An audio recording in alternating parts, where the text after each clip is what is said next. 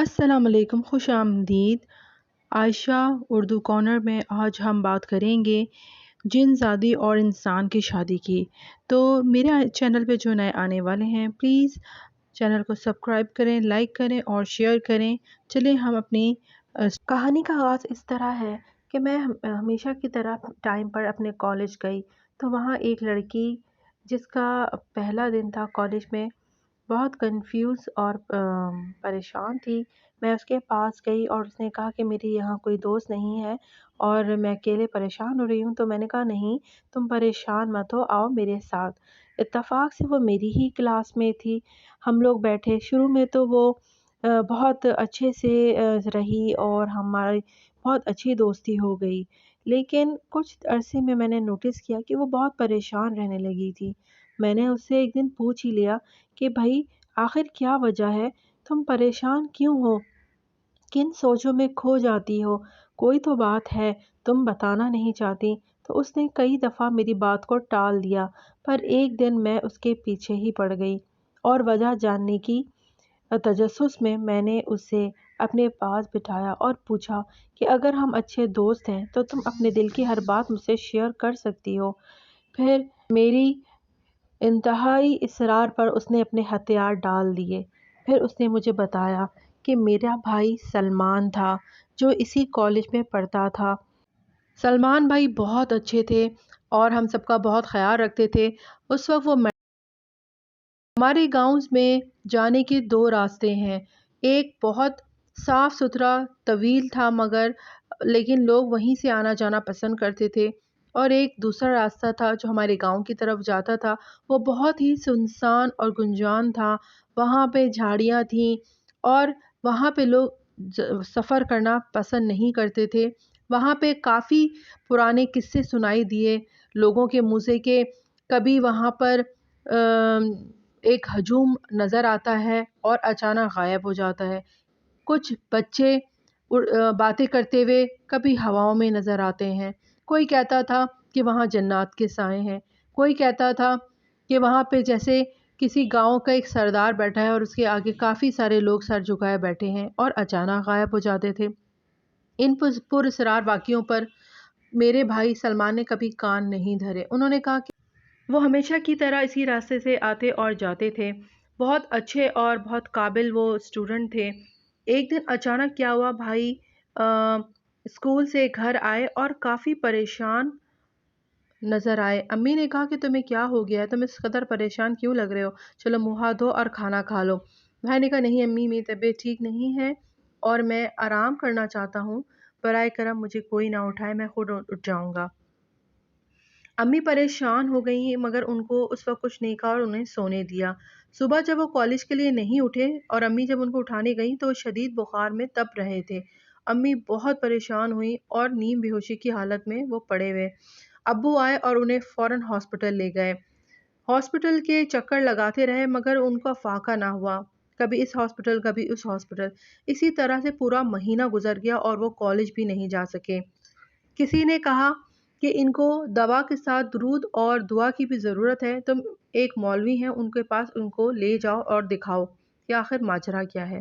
جب بابا اور امی ان کو اس بابا کے پاس لے گئے تو انہوں نے ان کو دم کیا اور ان کا علاج کرایا۔ قرآنی آیات سے ان کا علاج ہوا تو دھیرے دھیرے یہ صحت یاب ہونے لگے اور ماشاءاللہ ایک دم سے پہلے کی طرح ہو گئے۔ پھر سے انہوں نے کالج آنا جانا شروع کیا اور اس طرح سے ایک دن اچانک ہم پہ بم پھوڑا۔ کہ وہ بم کیا تھا، وہ یہ تھا کہ وہ اچانک سے اپنے ساتھ ایک بڑی ہی خوبصورت اور پیاری لڑکی ساتھ لے کے گھر آ گئے۔ امی ان کو دیکھ کر حیران ہو گئیں، بابا گھر پر نہیں تھے۔ میں نے پوچھا امی یہ کون ہے؟ امی نے کہا مجھے نہیں پتا، ابھی پتا چل جائے گا۔ امی نے ان کے سامنے کچھ نہیں کہا، بہت اچھے سے اس لڑکی کی ہم نے تواضع کی، بہت اچھے سے ملے اور اسے خداحافظ کیا۔ اچانک کچھ دن بعد بھائی نے ہم سب کو ایک ایسی نیوز سنائی کہ ہم ہکا بکا رہ گئے۔ رات کا ٹائم تھا، ہم سب کھانے کے ٹیبل پر تھے اور بہت ایک اچھے خوشگوار ماحول میں باتیں ہو رہی تھیں۔ اچانک بھائی نے کہا کہ امی میں شادی کرنا چاہتا ہوں۔ امی اور بابا ہم سب حیران کہ کیا کہہ رہے ہو، ابھی تو تمہاری تعلیم باقی ہے، تم شادی کرنا چاہتے ہو، اچانک ایسا کیسے سوچا؟ تو کہنے لگا کہ امی آپ کو یاد ہے کہ میں نے آپ کو کسی سے ملوایا تھا، میں اسی سے شادی کرنا چاہتا ہوں۔ تو امی نے کہا ہاں وہ بہت پیاری لڑکی تھی، مگر ابھی ہم آپ تمہاری شادی نہیں کر سکتے، کیونکہ جس اسٹیج پہ تم ہو اس پہ کوئی لڑکی ماں باپ اپنی بیٹی نہیں دیں گے۔ انہوں نے کہا کہ نہیں امی، اس کے والدین راضی ہیں مجھ سے شادی کے لیے۔ سب گھر والوں نے پوچھا کہ وہ کون ہے، کچھ تو بتاؤ اس بارے میں۔ تو جو بھائی نے بتایا ہم سب کچھ بھول کر ان کی باتیں سننے لگے۔ انہوں نے کہا کہ امی، آپ کو یاد ہے کہ میں کس قدر بیمار اور پریشان تھا، آپ مجھے ادھر سے ادھر لے لے کے دوڑ رہی تھیں، مگر میں صحیح نہیں ہو پایا۔ اصل وجہ یہ تھی کہ میں ہمیشہ کی طرح کالج سے گھر واپس لوٹ رہا تھا کہ اچانک کالج کے کچھ لڑکوں نے مجھ پہ حملہ کر دیا، مجھے بہت مارا، یہاں تک کہ وہ میری جان لینا چاہتے تھے۔ اسی سوچ میں اچانک سے پتھروں کی بارش ہونا شروع ہو گئی۔ وہ پتھر کہاں سے آ رہے تھے ہم نہیں دیکھ پائے، مگر ان پتھروں کو دیکھ کر ان کی مار سے وہ لڑکے بھاگ گئے اور مجھ پہ اس قدر خوف طاری ہوا کہ میں ایک منٹ بھی وہاں ٹھہر نہ سکا اور گھر آ گیا۔ اور جس طرح آپ نے میرا حال دیکھا وہ آپ کے سامنے ہے۔ جب میں صحتیاب ہو کر دوبارہ سے کالج جانے لگا تو مجھے کسی نے پیچھے سے آواز دی کہ سنو سنو، میری بات سنو۔ میں نے پیچھے مڑ کے دیکھا تو ایک بہت ہی خوبصورت لڑکی پیڑ پہ لٹکی ہوئی تھی۔ میں اسے دیکھ کر گھبرایا، ڈر گیا، مگر اس نے کہا نہیں نہیں تم ڈرو مت، میں تمہاری دوست ہوں۔ یہ سن کر میں تھوڑا سا حیران اور پریشان ہوا۔ میں نے کہا کہ تم کون ہو؟ تو اس نے کہا دیکھو، میں وہ ہوں جس نے تمہیں ان لڑکوں سے بچایا تھا۔ میں 1 مہینے سے تمہارا انتظار کر رہی ہوں، تم کہاں تھے؟ تم کیوں نہیں آئے؟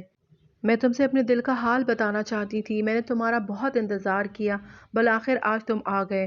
میں نے ہمت کی، اسے دیکھ کر میرے تمام خوف دور ہو گئے۔ میں نے اس سے پوچھا کہ تم یہاں جنگل میں کہاں رہتی ہو؟ کیوں رہتی ہو؟ کس کے ساتھ رہتی ہو؟ ایک ساتھ میرے سوال سن کر وہ ہنسنے لگی۔ اس نے کہا کیا یہ جنگل نہیں ہے، یہاں تو میرا پورا کا پورا قبیلہ ہے، یہاں میرا سارا خاندان ہے، میں اپنے والد کے ساتھ رہتی ہوں۔ اس نے اچانک میرا ہاتھ پکڑا اور مجھے اپنے قبیلے میں لے گئی اور میں حیران ہو گیا۔